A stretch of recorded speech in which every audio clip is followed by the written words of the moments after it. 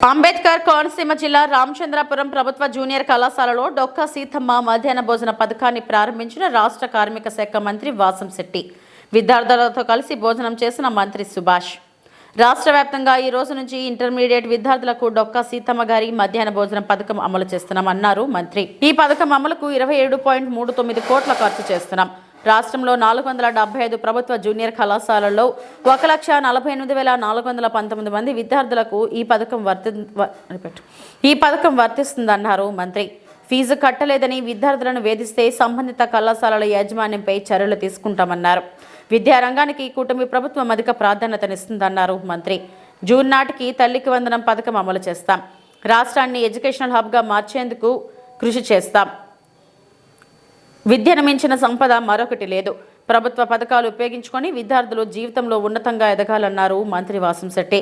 కార్యక్రమంలో పాల్గొన్న కూటమి నాయకులు, విద్యాశాఖ అధికారులు.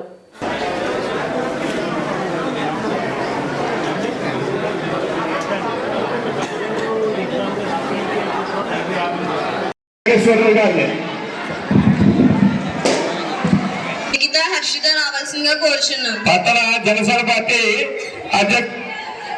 అధ్యక్షుడు కాసా రాఘవేంద్ర గారు రాఘబాబాని మనీషా రావాల్సిందిగా కోరుచున్నాం.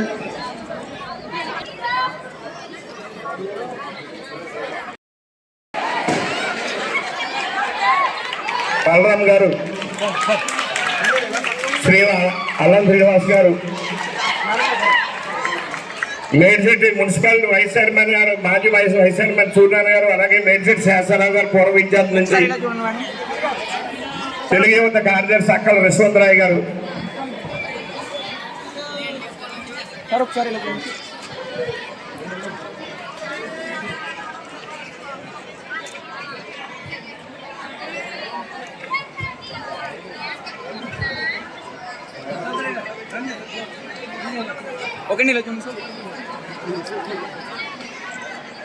పోలీసు చంద్రశేఖర్ గారు,